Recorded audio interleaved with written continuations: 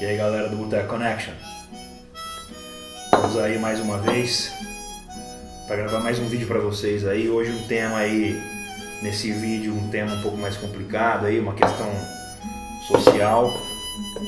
Vai demandar um pouco mais de intelectualidade da nossa parte e da parte de vocês, mas antes... Como de costume, falar da cerveja de hoje, né? A gente está tomando uma cerveja alemã, chama Bitburger. É uma cerveja, uma German Pilsner. Então é uma cerveja leve, para tomar no calor, para tomar fazendo aquele churrasquinho. Apesar de leve, ela tem até um pouquinho mais de álcool do que a gente está acostumado com uma Pilsner, né? Ela tem 4,8. Segue a lei de pureza alemã, então você tem certeza de uma cerveja de qualidade. Que é uma lei de 1516. Exatamente. E bom, isso aí. Vamos experimentar.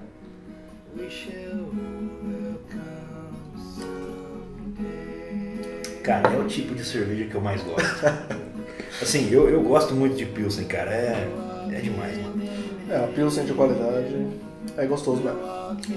Mas não é meu tipo preferido. Temos as nossas discordâncias. Bom, o papo de hoje é sério. A gente vai falar aí sobre a questão dos moradores de rua, que, principalmente na cidade de São Paulo. Porque a gente tem reparado, a gente trabalha aqui na região da Avenida Paulista, a gente tem reparado que tem aumentado o número de moradores de rua. Aqui nos últimos 4, 3 anos. E é uma coisa que choca e que toca a gente, né? E está caminhando junto com a crise aí, política e econômica que o país está vivendo, né? A gente vai falar um pouco aqui sobre uma experiência pessoal que a gente tem, que eu acho que deve ser a experiência de diversas outras pessoas que trabalham aqui na região da Paulista. E acho que é de qualquer lugar da cidade, né? Inclusive outros locais com maior intensidade desses moradores de rua, né? Aqui na região, aqui perto de onde a gente trabalha, nosso trabalho do dia a dia, né? O trabalho normal, não o YouTube. Sim. A gente tem algumas pessoas de rua que fazem a moradia delas nessa região, então a gente acaba convivendo com elas diariamente. E uma delas, em especial, que a gente vai falar sobre ele, que é o Rafael. Ele fica aqui na região da Brigadeiro, Avenida Paulista, e é um cara que, como a gente está sempre no mesmo lugar, a gente acaba cruzando com ele praticamente todo dia, a gente já se acostumou com a presença dele, cumprimenta, ele é um cara educado, um cara tranquilo. A grande maioria das pessoas aqui na região são assim. São assim. A gente não tem... Eu não tenho visto problemas com pessoas de rua. Eu nunca tive. Também não. E o Rafael é um cara que tinha a sua barraca, dormia ali, tinha um gatinho. Tinha todas as coisas, na verdade, né? Vendia alguns produtos. Vendia produtos para sobreviver. Uns doces para poder levantar algum dinheiro ali para sobreviver. E...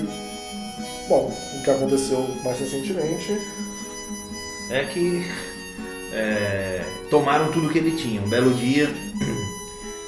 E essa, eu quero deixar claro aqui que não é uma questão de fazer crítica a pessoas.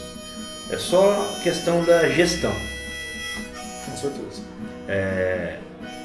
Não que a gestão anterior também não tivesse problemas com moradores de rua, não, mas é que nós, na nossa opinião, nessa gestão da Prefeitura de São Paulo, essas questões têm se intensificado um pouco. E de uma maneira que tem nos incomodado, principalmente pela questão do não trato, de você não tratar essas pessoas como humanos. Exatamente. Porque, no caso do Rafael, a Prefeitura tomou todas as coisas que ele tinha justamente na semana que estava mais fria. Sim. Aqui em São Paulo, que chegou a 8 graus. De forma arbitrária, né? Simplesmente para tipo assim, expulsar cara, a pessoa do espaço. Tipo assim, cara, dá aqui a sua barraca, as suas coisas aí e vaza, tá ligado? Você não vai mais ficar aqui. A GCM chegou nessa atitude, assim. Exatamente. E tomou tudo que o cara tinha, meu. Então agora o cara não tem onde dormir, ele tá dormindo num prédio que foi invadido aqui, perto da região da Paulista, um prédio que é um prédio que está semi-pronto, né? Deve estar em litígio por algum motivo. Por algum motivo, e aí a galera invadiu lá, os moradores de rua invadiram, eles estão dormindo lá. Principalmente porque está muito frio. E aí o Rafael tá dormindo lá à noite, mas ele perdeu tudo. Tipo, eu tinha doado uma blusa de frio pra ele, levaram a blusa de frio que eu tinha doado pro cara, mano. E é complicado, né? Porque você tem... A gente foi atrás de alguns dados para trazer para vocês. E você tem, do último censo de 2012, cerca de 1,8 milhão de moradores de rua no território brasileiro. Desses, só na cidade de São Paulo, a gente tem cerca de 20 a 25 mil pessoas. A gente levantou uns dados aqui, vou pegar aqui o caderninho, porque, né? Em São Paulo, que são dados de 2016, né? Já está entre 25 mil pessoas morando nas ruas. Dessas 25 mil pessoas, 3% são crianças, meu. Então, tipo assim, pra quem é pai, ou pra quem tem um irmão que é criança, né? Pô, cara, você saber que o teu filho mora na rua, ou que o filho de outra pessoa mora na rua, pô, se você não tiver empatia com isso, mano, você não é humano, tá ligado? Pô, cara, a gente tem que pensar em formas de melhorar a vida dessas pessoas. E eu acho que é isso que a gestão pública tem que fazer. E essa é a nossa crítica com a gestão atual, porque ela está tratando a questão de maneira desumana, cara. Você não chega e tira um cobertor de uma pessoa que mora na rua e tá no inverno, cara. A gestão pública ela não pode se preocupar apenas com a população que tem condições de pagar impostos, porque ela tem a obrigação de atender a todos aqueles que moram no espaço a qual ela está gerindo. Porque a pessoa que está em situação de rua, ela não optou por isso. Alguma coisa aconteceu para ela chegar lá. Pode ser uma questão econômica, pode ser uma questão social, pode ser uma questão de opção de vida. Pessoal. Tipo, o cara não quer mais conviver com a família. Não quer mais aderir ao sistema capitalista okay. Trabalhar, gerar excedente. O cara não quer mais, entendeu? Então, e o cara tem direito, meu. Com certeza, ele é um ser humano como qualquer outro. E o que a gente vem notando é que essa gestão, principalmente, tem tratado a situação dos moradores de rua de forma cruel. Sim. É uma coisa... Não é a exclusividade dessa gestão. A gestão anterior teve problemas. A gente tem aquele caso da GCM retirando o cobertor dos moradores de rua. Só que a diferença é que a gestão anterior ela percebia os seus erros e tomava atitudes para remediá-los. Então, imediatamente, houve a tomada de uma atitude que foi criar uma lei que... Baixou uma portaria, né? Uma portaria que impedisse que fosse retirado o cobertor dos moradores de rua. Sim, os seus pertences. Exatamente. Né? Blusa de frio, cobertor, barraca. E aí, o que você tem agora na atual gestão são algumas atitudes arbitrárias, né? E aí você só para citar, no último mês de julho, que é um dos meses mais frios de São Paulo, a gente tem notícias, no dia 19 de julho, em meio a essa onda de frio, a Prefeitura de São Paulo acordou moradores com jatos d'água. Sim. No dia 21, 2 dias depois, a Prefeitura de São Paulo tentou impedir a distribuição de sopa quente aos moradores de rua. Então... Pô, cara, é complicado. Você vai, você impedir que um grupo, uma ONG, dê sopa quente para pessoas na rua, cara, isso aí mano. E aí quando você vê que acontece uma vez passa. Mas quando acontece 2, 3 vezes, você vê que é uma coisa institucionalizada pela sua gestão. E as desculpas que deram de que eram empresas terceirizadas, cancela o contrato, dá uma multa para a empresa. Sim. Agora, quando você, de forma recorrente, trata as pessoas dessa forma, você percebe que o que está rolando é a gentrificação. Cara, e eu não sei se vocês estão familiarizados com o conceito, mas gentrificação é o ato de você retomar o centro da cidade, e é uma retomada pelo poder público e pelo poder econômico, visando a retomada mesmo daquele local, porque normalmente esses locais, eles estão mais degradados e eles estão ocupados por uma população mais pobre, porque é o que aconteceu com as grandes cidades, né? As pessoas mais ricas elas começaram a sair para as periferias das cidades para morar em condomínios fechados, até porque as empresas estão fora do centro da cidade. Esse processo é um processo histórico que aconteceu com a industrialização. As empresas estão nas periferias e você tem os dirigentes dessas empresas, as pessoas que trabalham nessas empresas, que precisam morar mais próximo às empresas. Então elas saíram do centro da cidade e foram morar próximo às empresas. Só que isso está se invertendo. O que aconteceu, lógica. E aí isso decorrência disso ocorre uma precarização do centro da cidade. Sim. E então as gestões públicas elas começam a querer revitalizar esse centro da cidade. O problema é, quando você tem no centro da cidade o principal espaço ocupado por pessoas pobres, de baixa renda, ou moradores de rua, como é o caso de São Paulo, você vê que a grande concentração de moradores de rua é regiões centrais, como a Sé, o Brás, a Moca, a Lapa, e são essas regiões que estão sendo revitalizadas pela prefeitura, pela gestão. O processo que está sendo feito de forma visando apenas o ganho econômico. Sim. É a especulação imobiliária que está movimentando isso. A forma como está sendo feita é isso, é você expulsar essas pessoas da região central sem um plano de apoio. Sem seguir aí o plano diretor da própria prefeitura, que está sendo meio modificado agora nessa gestão, né? E aí a própria questão da Cracolândia advém disso também.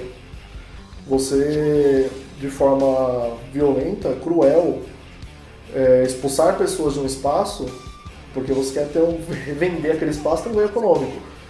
Aqui ninguém está dizendo que a Cracolândia não é um problema. Ela é um problema sério. E outra, ninguém aqui está falando que a Cracolândia tem que ficar. Ninguém aqui é partidário do a Craco tem que continuar. Não é isso, entendeu? Porque a gente até acha também que tem pessoas que ganham dinheiro com essa história, tem interesses, é complicado. De ambos os lados tem interesses nessa história. Mas o que pega para nós, assim, na nossa análise, é que a Cracolândia ela é um problema que precisa ser resolvido, mas você tem que ter um plano de ação para resolver isso. Você não chega lá simplesmente metendo bala de borracha, gritando sai vagabundo, derrubando parede, machucando as pessoas. Não é assim, mano, que faz. Porque as pessoas que estão ali naquele espaço, elas são pessoas doentes, elas são pessoas que têm uma dependência de uma droga. Com certeza. Você não consegue, você não resolve esse problema na força. Sim. Você precisa criar uma rede de atendimento, uma rede de apoio a essas pessoas para que elas possam se tratar e, quem sabe, se curar. Porque aquela pessoa que está lá, na Cracolândia, ela, assim como você, ela tem mãe, ela tem um pai, ela tem um irmão, ela tem uma esposa, o cara tem uma esposa, ou tem um marido, tem filho. É um ser humano como você, cara, que está ali fragilizado pelo vício, por um problema que ela adquiriu da sua vida. E a sociedade tem que auxiliar essas pessoas. O poder público, ele existe para isso, para auxiliar os mais necessitados, entendeu? E você não pode chegar metendo porrada nessa galera, você tem que ajudar essa galera, mano. E é isso essa que é a nossa crítica em relação ao problema da Cracolândia. Mas acho que talvez as coisas estejam mudando, né? Talvez as pessoas estejam começando a se conscientizar. Eu lembro de uma outra situação que aconteceu no mês passado, em julho, que um catador de material reciclável foi assassinado lá na região de Pinheiros. O nome dele era Ricardo Silva Nascimento, de 39 anos, negro, e ele foi executado com pelo menos 2 tiros na altura do peito por um policial militar branco de 24 anos. E o que se sucedeu a partir daí foi que, por ele ser uma pessoa que transitava naquele bairro há muito tempo, as pessoas ali conheciam ele. Pessoas majoritariamente classe média. Sim. E essas pessoas, ao verem essa execução que ocorreu em pleno luz do dia, em frente ao supermercado, elas tiveram empatia. Elas se chocaram com aquilo e elas tiveram empatia. Tanto que a partir disso surgiram movimentos organizados de forma bem orgânica para tentar questionar o que aconteceu. Claro. Então teve uma passeata na rua com participação de pessoas negras, pessoas brancas, pessoas ricas, pessoas pobres, catadores, Depois teve uma missa de sétimo dia que Sim. ocorreu na Catedral da Sé. Então você vê que talvez a gente já não esteja mais tão anestesiado com o que está ocorrendo. Talvez as pessoas estejam começando a notar que a situação chegou a hora de mudar. E outra, tá? meu, já passou o tempo da ingenuidade, meu. Tipo, já passou o tempo de você achar que não existe racismo. Já passou o tempo de você achar que não existe machismo. Cara, tipo, já passou o tempo dessas coisas. A sociedade, o mundo, ele tá mudando. As coisas estão se transformando, as pessoas estão começando a enxergar mais as coisas. E quem não buscar conhecimento, quem não buscar se adaptar nesse novo momento, vai ficar para trás, cara. Entendeu? Então, o que a gente acha é que nós temos que nos adaptar e a gente tem que buscar mais conhecimento, a gente tem que sair do senso comum. Sim. E a gente só vai conseguir um mundo melhor a partir dessa transformação pessoal para depois transformar o coletivo. Entendeu? Exatamente. E bom, acho que essa é a mensagem que a gente queria trazer hoje. É isso aí. E Tomem cerveja e boa, de qualidade. Não vai tomar esses negócios de cereais não maltados aí, que isso aí faz mal, cara. tenha um pouco mais de empatia com o próximo. Sim. E a gente se vê no próximo vídeo. Curte esse vídeo, segue a gente, clica no sininho para receber as notificações. E é isso aí. Solo, I'm a soloist on a solo list. All I've never on a floppy disk. Bottle of ink, some rebellion, drawn up on the thoughts I think.